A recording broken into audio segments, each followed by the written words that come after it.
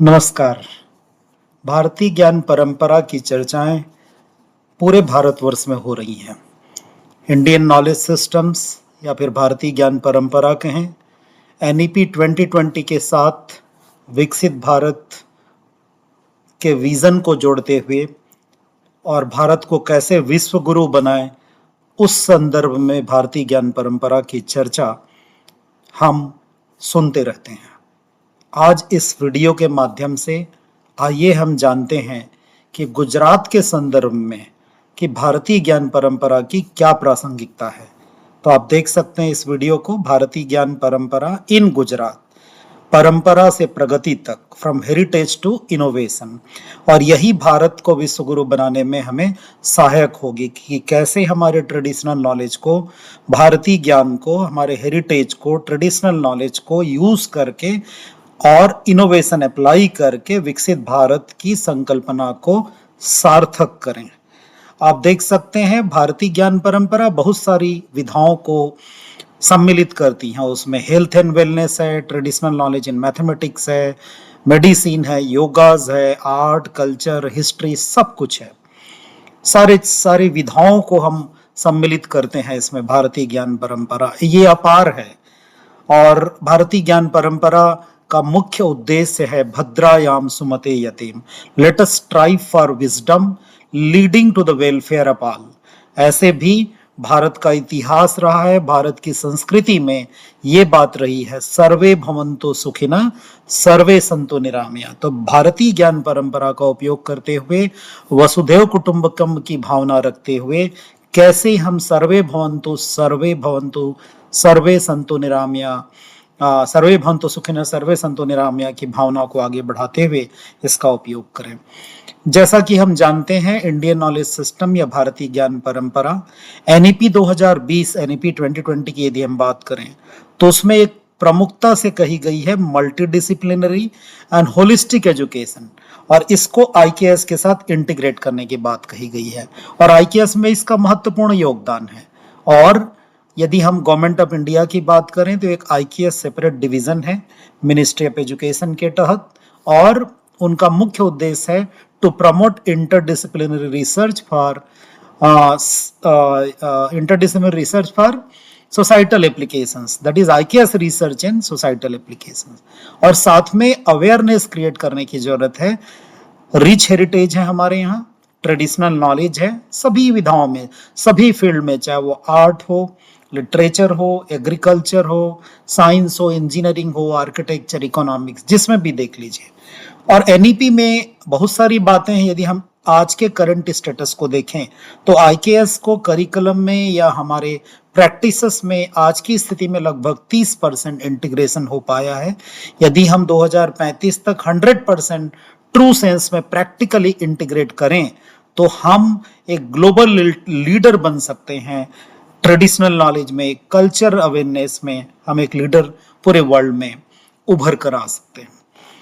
Why IKS is relevant in Gujarat? क्यों ये प्रासंगिक है? क्यों? क्योंकि एनईपी 2020 का जो विजन है, उसके विजन में ये बात समाहित है कि अपनी जड़ों से जुड़ी एजुकेशन ही सतत भविष्य का निर्माण करता है। सस्टेनेबल फ्यूचर यदि हमें चाहिए तो हमें रूट्स वाली, जो हमें रूट से जुड़ी हुई जो हमारी एजुकेशन है, जो हमारे ट्रेडिशनल नॉलेज वाली जो एजुकेशन है, चाहे वो वोकेशनल एजुकेशन के माध्यम से हो और किसी माध्यम से हो, यदि हम ऐसी एजुकेशन को आगे बढ़ाएंगे तभी सस्टेनेबल भारत का निर्माण होगा। जहां तक गुजरात की बात है, गुजरात तो एक बड़ा अनोखा संगम है। किन चीजों का संगम है? आप इन दोनों पिक्चर्स को देख करके भी देख सकते हैं। इतिहास, उद्योग और इनोवेशन का संगम है। गुजरात की बात करें और हम उद्योग की बात ना करें तो उचित नहीं होगा, और इसलिए गुजरात एक इतिहास, उद्योग और इनोवेशन का संगम है।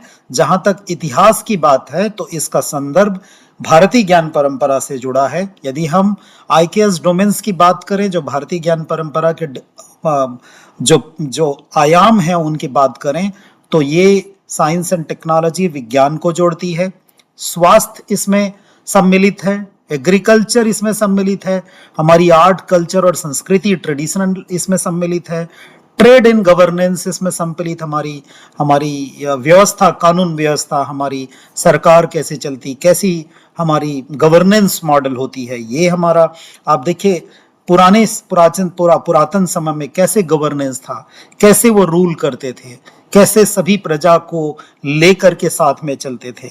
इन सारी चीजों का अध्ययन भी भारतीय ज्ञान परंपरा में निहित है। और गुजरात ऊपर की जितनी ये विधाएं हैं या आयाम है, सभी में कंट्रीब्यूट करता है। इन पिक्चर से भी ये बड़ी क्लियर होती है।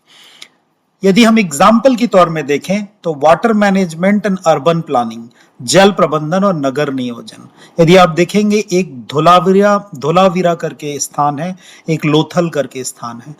इन दोनों का विशेष महत्व है स्मार्ट सिटी और वाटर सस्टेनेबिलिटी के लिए, जिसकी आवश्यकता बहुत ही ज्यादा है आज के संदर्भ में, कि वाटर सस्टेनेबिलिटी कैसे हम और बढ़ाएं, कैसे उसको इन्हांस करें।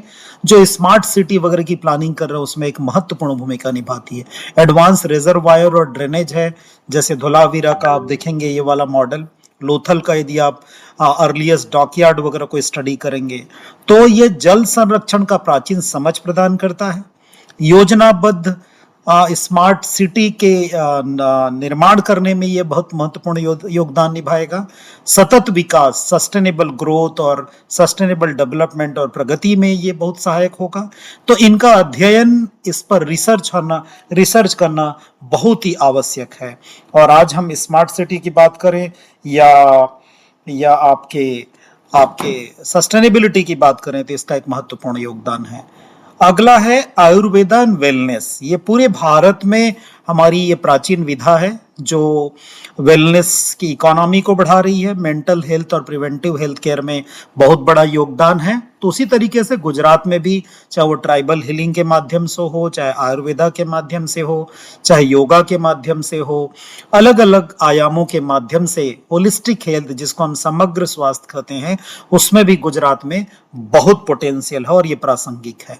सस्टेनेबल एग्रीकल्चर, सतत कृषि में गुजरात का एक बहुत बड़ा योगदान हो सकता है। चाहे वो इंडिजिनस सीड्स हो, हमारे जो खुद के उत्पाद करते हैं हम, बीज हो, अच्छे क्वालिटी का बीज का निर्माण करें, उत्पादन करें, क्योंकि अच्छे क्वालिटी का बीज होगा, अच्छी गुणवत्ता वाली बीज होगा तो हमारी जो फसल है वो भी अच्छा होगा। इंडिजिनस लाइफ स्टॉक हो, तो फूड सिक्योरिटी की बात हो, चाहे क्लाइमेट रिजिलियंस की बात हो, इसमें गुजरात एक अग्रणी भूमिका निभा सकती है। भारतीय ज्ञान परंपरा के तहत शोध अध्ययन को आगे बढ़ाते हुए, यदि हम अगली आयाम की बात करें तो ये टेक्सटाइल और क्राफ्ट नॉलेज में आता है। गुजरात बढ़ चढ़ करके इसमें भागीदारी निभाता है। वो कला और विज्ञान का समागम है।